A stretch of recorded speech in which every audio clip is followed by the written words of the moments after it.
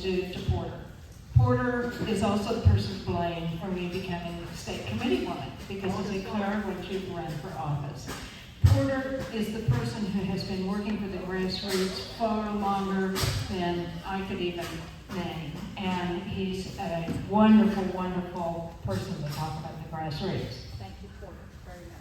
Thank you, Claire.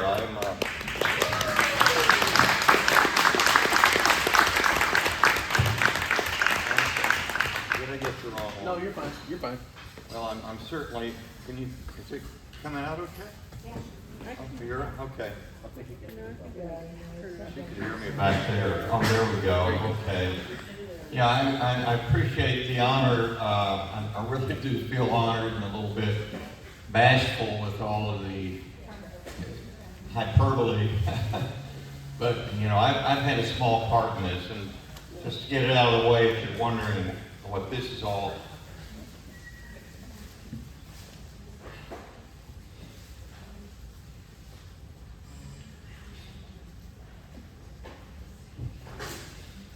I'm in a place in my life where I've been getting very real. Been fighting prostate cancer for 28 years. And anytime I tell somebody that, especially medical, their jaws drop. It's because I wasn't doing their therapies, is what it was. But getting all worked up over the COVID pandemic, scandemic, whatever stuff, my pain started going up, and long story short, I'm on hospice right now, not doing conventional therapies, and really the hospice people are blown away because I'm doing so well. I've been on the hospice 5 months and paid free for 4 months, and during the midst of this whole time, God has taken. It's been a spiritual journey. You know, when you get a diagnosis like that, and I just said, God, I want you to make this meaningful, whatever it is. And He has. He's brought so many people in my life. So many people are praying for me. I don't mean to start out with the personal stuff here, but this is pretty obvious, isn't it? So you won't have to be thinking about it. But, you know, I got involved 50 years ago when I was in graduate school at the University of Michigan. That was 1969. I'll do the math for you. I'm 76.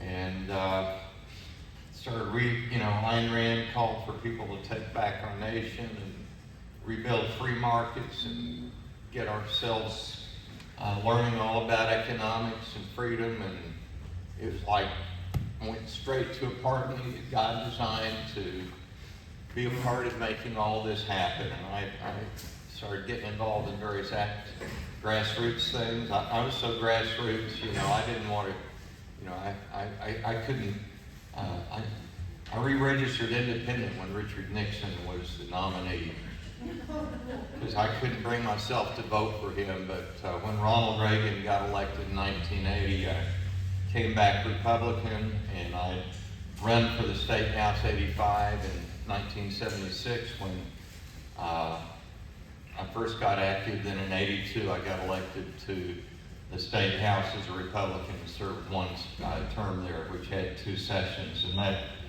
taught me a whole lot, but it also taught me when you're so outnumbered, you got 29 in the House out of 101, that if you wrap yourselves up like a bunch of railroad ties and put yourself across the tracks, you won't slow down that train one bit when the legislature decides what they want to do.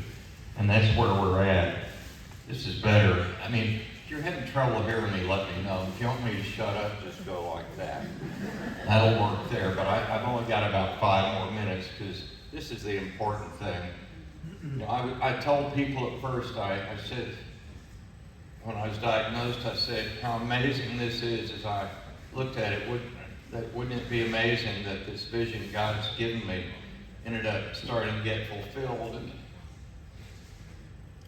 And over the course of a month or so, it's like God said, are you opening your eyes? Do you see what's going on around you?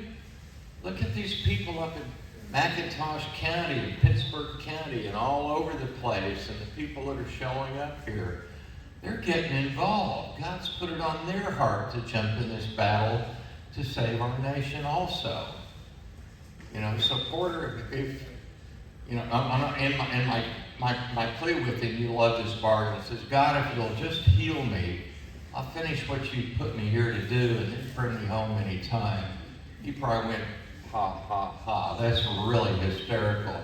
He said, well, let me show you what I've been doing. And what have you been doing during that time, Porter? I thought, well, I thought I was getting us moved down the road here a little bit, but God has put so many people that have the vision. I've heard it last night. You've got it with Linnell. You've got it with Wayne. I mean, I just hear it every place. And several people I know here, and this is a whole new bunch of people. So this is what God's doing. This is a God thing, folks. And so I ended up writing this book, the OK Grassroots Project. I ended up pretty much retiring from political stuff. I got very discouraged after 9/11. If you know about 9/11, you know why. But I got involved again with the Ron Paul campaign in 2008, and by 2010, I saw how horrible the establishment was and dark money to use every trick in the book to keep us from making progress. And, you know, the solution to that I figured out was grassroots infrastructure. That's what we don't have today. This country was founded, I mean, I have Haskells in my family. I'm related to the first governor of Oklahoma. 3 Haskells came over in 1634, and my middle name is Haskell. So 3 came over then, and what was I going to tell you about that? Oh, the solution was I had to build grassroots infrastructure. We even had a Great Awakening by the early 1700s. So people had to be strong individuals to survive. They had to get raised in strong families that were raised, supported in strong neighborhoods. And then you had a missing link, which I called in this book the Precinct Town Meeting. This is called the OK Grassroots Project, by the way. And I think I saw in the folder, you can actually download this. You can either get it free if you want. I've given away a lot more free, or you can pay $5 or whatever you want to and get this. But this is the first vision that got laid out in 2015 so we could overcome the establishment and all this dark money and stuff. And it was a flop. Nobody saluted it. Nobody got it, said, let's do it. At the time, I was trying to talk a lot of libertarians into get involved. They were saying, well, they're treating us bad, so we're going to go home and we're going to join the libertarians. And said, been there, done that. It's a political roach motel. The Libertarian Party officially, according to, I was state chairman in 74, I'm not ashamed to tell you, they believe in liberty. But they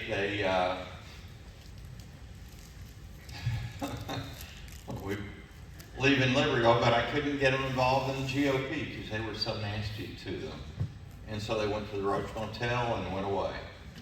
And I thought, we've got to do something better. And I've seen many, many campaigns where they built the infrastructure for whichever candidate. There's 3 or 4 candidates at least running here, and more in Oklahoma County, I know. And you build infrastructure for a race, you recruit people, they get in the precincts. Win or lose, you finish, and the infrastructure dwindles away. And I've seen that over and over and over again. And at my age, I don't want to keep rebuilding the same old thing. I want something my grandkids can benefit from and enjoy the liberty.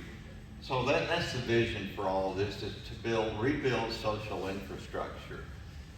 And in fact, as I was patiently waiting on God to figure out what I'm supposed to do with this, he showed me that this is an extension ultimately of what the church is about. The church is about building social infrastructure. You know, the Great Commission, go ye therefore, making disciples of all the nations. That's infrastructure, individuals that have infrastructure. So it's an exciting vision. I'm excited you all are here. Claire showed up, and you know, in fact, I was going to run for state committee man again in two or 3 weeks before I thought, I can't do that. I look at me. But but I got to introduce Claire there, and she is off and running. And you all are getting ready to have an exciting time here. I was all set up to introduce you, Claire, but I don't know what to do since you already spoke, but she's doing a great job. And I appreciate you all being here. And let's take over the precinct so we can actually restore freedom here.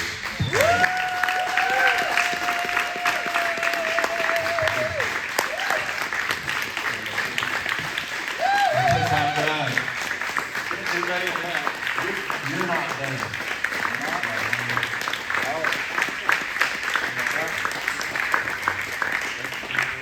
Thank you. I am believing for my healing. I'm enjoying it. If you could have seen me when I was suffering the worst of the pain, I was just curled up in a little ball. And it has helped me so much here, and I am healed by his stripes. I am healed. I'm not begging to be healed. I am healed. Thank you so much. You claim it, brother. We're so glad that you were here today. Me too. Sure. Thank you, Porter. We really appreciate all the groundwork you did for us because it's enabled us now. You can see, this is just a small sampling. Thanks. Show me if you quit this way. You want to help Patty? Can I get through there? Okay? Yeah, we'll get you through.